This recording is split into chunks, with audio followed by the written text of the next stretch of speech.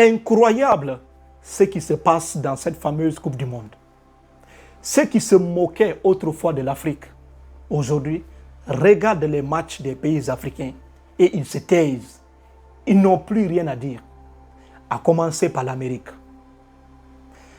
Avant cette fameuse Coupe du Monde, on a vu comment l'Amérique a durci les règles, surtout contre les pays africains. Dans un communiqué, le ministère sénégalais des Affaires étrangères informe aux ressortissants sénégalais du durcissement de la politique migratoire américaine.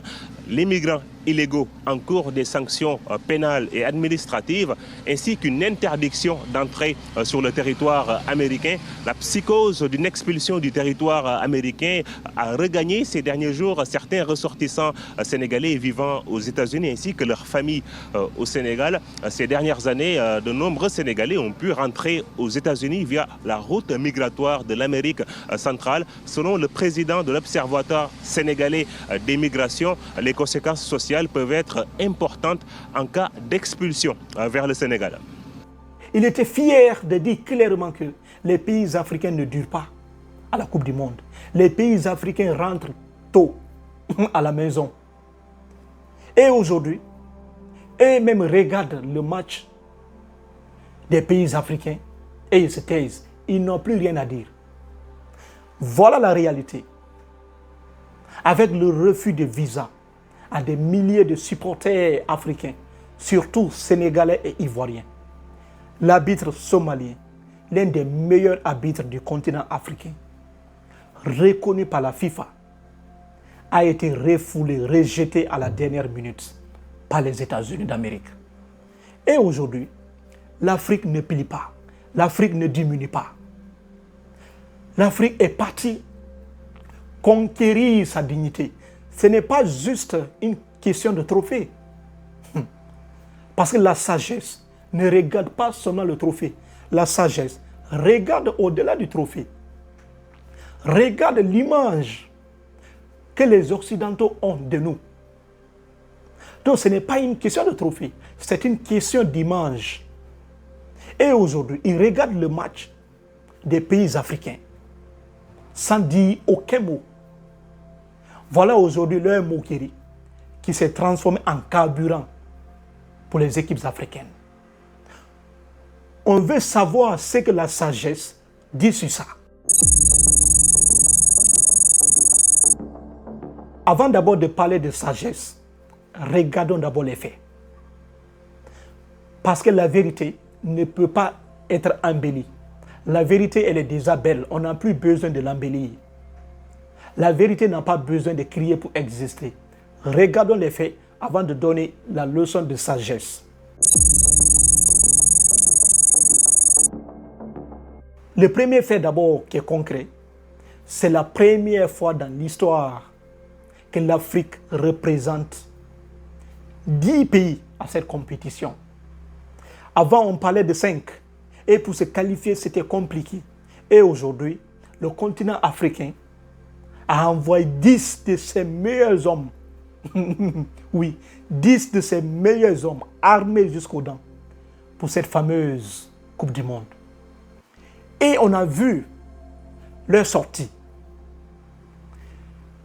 4 défaites, 4 matchs nuls et 2 victoires.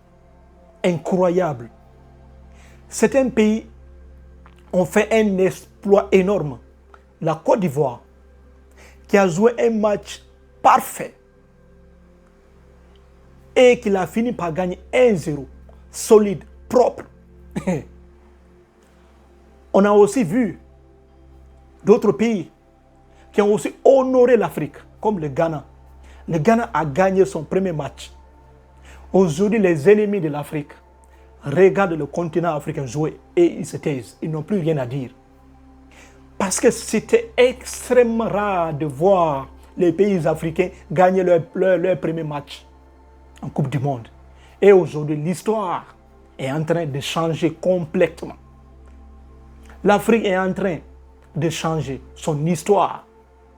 La fausse image que les gens avaient de nous aujourd'hui, nous sommes en train de la démolir.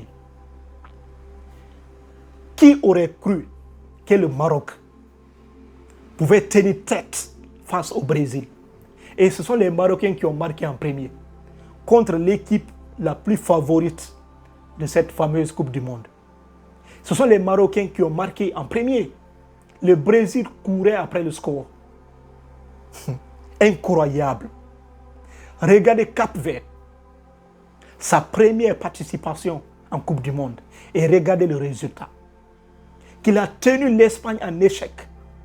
La deuxième meilleure équipe du monde, qui est considérée aujourd'hui comme la deuxième équipe la plus favorite de cette fameuse Coupe du Monde. Tenue en échec total. Par quelle équipe? Par Cap-Vert. Cette Coupe du Monde est incroyable. Malgré la présence des grands joueurs espagnols, Rodri, Lamine Yamal, tous ceux-ci n'ont pas pu gagner face à Cap-Vert. C'est incroyable. Regardez ce que l'Égypte a fait. L'Égypte contre la Belgique. Le pays de Lukaku. Le pays de Bruyne. Toutes ces stars-là réunies n'ont pas pu gagner face à l'Égypte. Cette Coupe du Monde est incroyable. Il y a un réveil total de la part des pays africains. Comme les Africains étaient humiliés. Et voilà maintenant aujourd'hui, l'Afrique se réveille petit à petit. Ce n'est pas un hasard. C'est l'effort de plusieurs années d'humiliation. Et aujourd'hui, l'Afrique s'est réveillée. L'Afrique était un lion endormi et aujourd'hui, le lion s'est réveillé. C'est inimaginable. Surtout face au Portugal. La RDC qui a joué face au Portugais, le pays de Cristiano Ronaldo, le pays de Silva, da Silva. Toutes ces stars-là réunies n'ont pas pu gagner face à la RDC. Incroyable. Cette vidéo, elle est pleine de sagesse. Il faut suivre jusqu'à la fin. Voilà les faits. La sagesse s'appuie d'abord sur des faits clairs et nets. Voilà d'abord la sagesse. C'est que Thomas Sankara aurait pu dire, si Thomas Sankara était encore vivant, il aurait dit ceci. Quand on te ferme la porte principale, alors rentre par la porte du talent. Et aujourd'hui, l'Afrique est rentrée par la porte du talent. Les gens regardent aujourd'hui l'Afrique jouer et n'ont plus rien à dire. Parce que le temps donne toujours raison. Le temps est le meilleur juge. Aujourd'hui, vu la montée fulgurante des équipes africaines, d'ici quelques années, ce sont les équipes africaines qui domineront le monde du football. Ça, c'est un fait clair et net. Parce qu'aujourd'hui, les Africains ont du talent.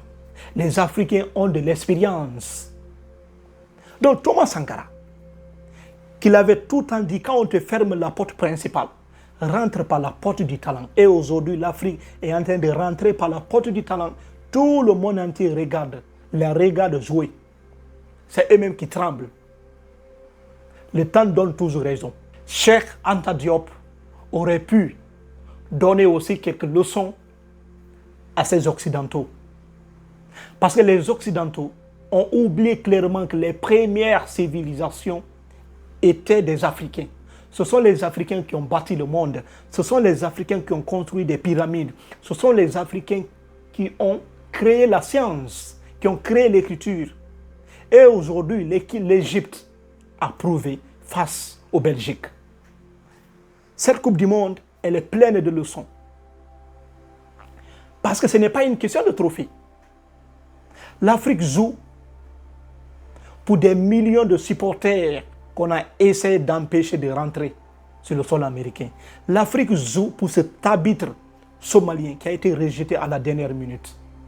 L'Afrique joue pour les 1,4 milliard d'Africains qui sont restés sur le continent africain tout en regardant le match à travers leur petit téléphone portable. Voilà la dignité du continent africain. Voilà cette leçon que l'Afrique est en train de donner au monde entier.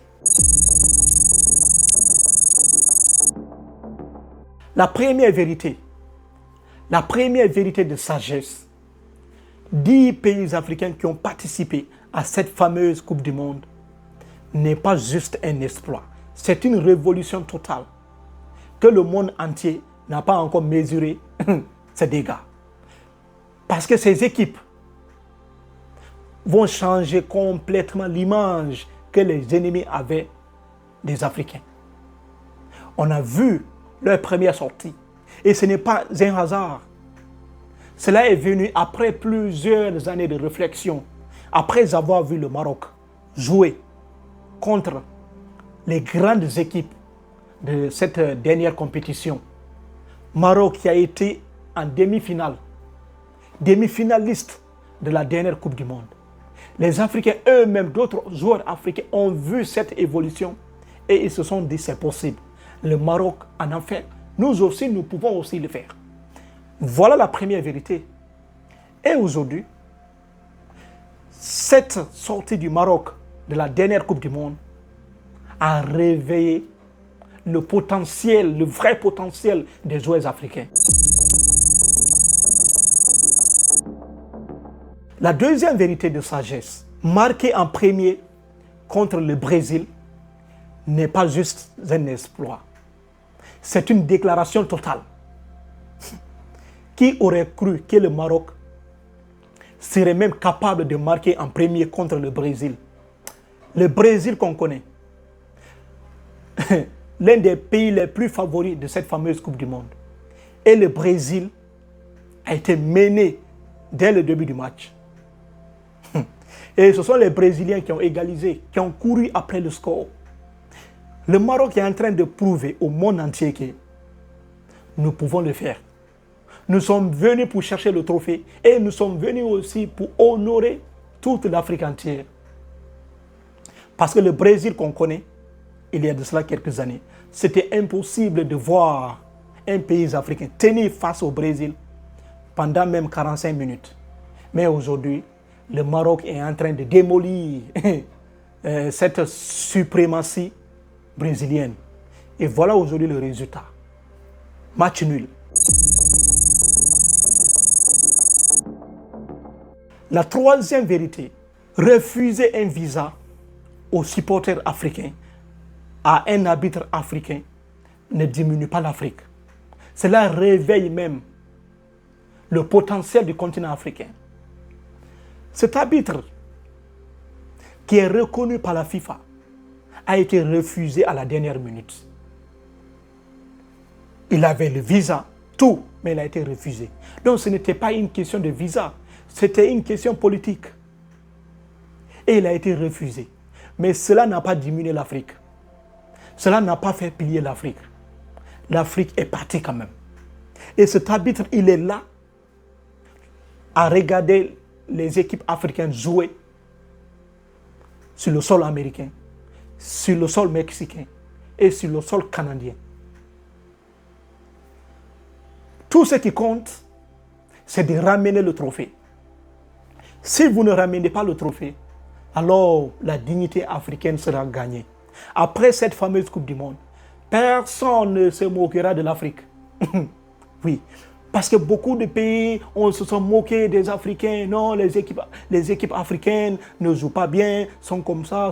Maintenant, avec cette Coupe du Monde, nous sommes en train de démolir cette image que les gens avaient de nous. Et voilà aujourd'hui l'arbitre qui regarde fièrement le match. Chez lui à la maison, avec sa famille. Quelle fierté!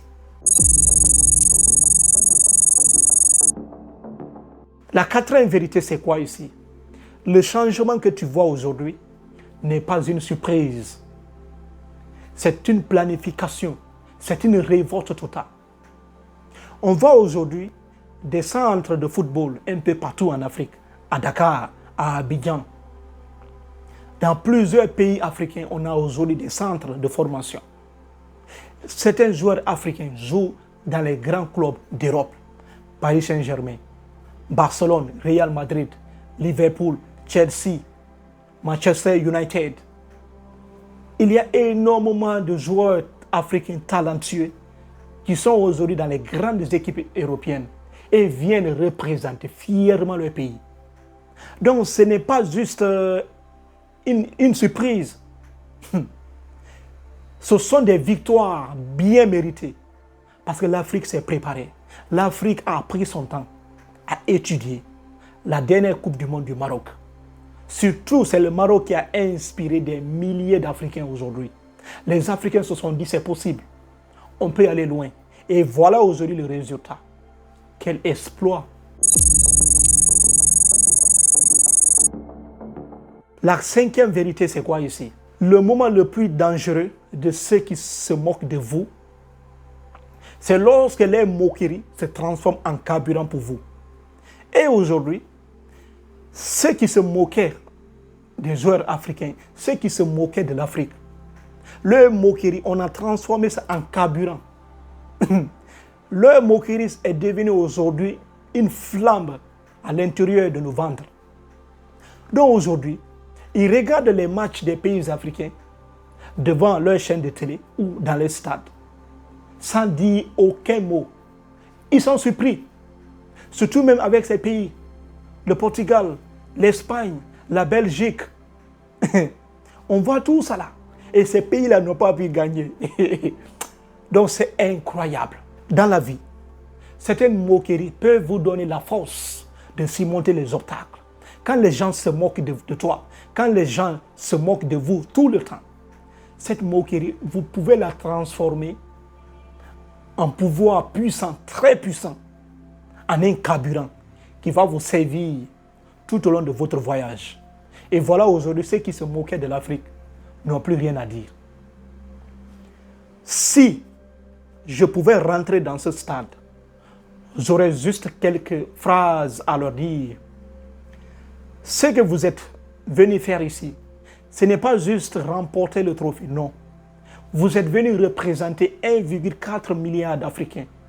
Vous êtes venus représenter cet arbitre qui a été refusé à la dernière minute. Vous êtes venus représenter des milliers de supporters africains, surtout sénégalais, ivoiriens, qui n'ont pas eu accès d'entrée sur le sol américain. Donc vous représentez la voix de tout un continent. Jouez, mouillez le maillot. Regagnez cette dignité que l'Afrique a perdue il y a de cela des années. Voilà la sagesse sur cette vidéo. Si quelqu'un essaie de dire non, vous parlez d'exploit. Mais regardez aujourd'hui, la Tunisie a été battue, le Sénégal a été battu. C'est vrai, le Sénégal a été battu. C'est vrai, la Tunisie a été battue. Donc si vous dites qu'il n'y a pas d'exploit, mais vous comprenez très bien que les équipes africaines, 10 équipes africaines ne sont pas 10 équipes identiques. Lorsqu'un pays européen, surtout la Hongrie, est un pays différent du Portugal, différent de la France, l'Italie est différente de la France, mais lorsque l'Italie gagne, lorsque la Hongrie perd, par exemple, lorsque la Hongrie perd, les gens ne parlent pas d'humiliation. Mais si c'est du côté de l'Afrique, on parle d'humiliation, on parle que l'Afrique ne progresse pas. Alors que si c'est chez les Européens, même si la Hongrie est battue, on ne dit pas que l'Europe régresse. Non. Mais regardez aussi d'autres faits. Lorsque l'Italie et lorsque Cap-Vert a tenu l'Espagne en échec total lors de leur premier match, vous ne parlez pas de ça. L'évolution, ça vient avec le temps. Et aujourd'hui, les pays africains sont en train de prouver sur le terrain, sont en train de prouver que c'est possible. Donc c'est cette leçon que vous devez voir. C'est cette leçon de sagesse que nous devons voir, la réalité du terrain. Et aujourd'hui, l'Afrique fait la fierté totale. Après cette Coupe du Monde, personne ne se moquera maintenant des Africains. Voilà la réalité. Laissez-moi en commentaire ce que vous en pensez. J'ai vraiment hâte de vous lire. Merci et merci. Prenez soin de vous.